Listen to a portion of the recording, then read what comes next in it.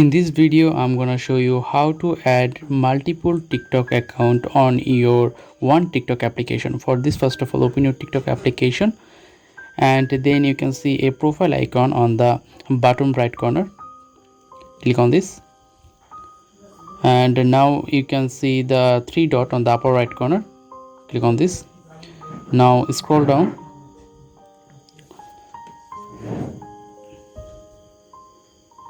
Now you can see an option called switch account.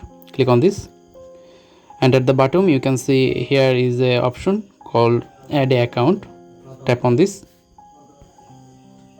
After click add account, you can see there is the interface. Here you can create a new TikTok account or login your another TikTok account. So in this process we can easily add a two TikTok account in your one TikTok application. I think you understand the full video. If you have any problem to understand this video, please comment. I will reply your comment as soon as possible. If you have benefited from this video, please like this video and subscribe to the channel. Goodbye, have a nice day.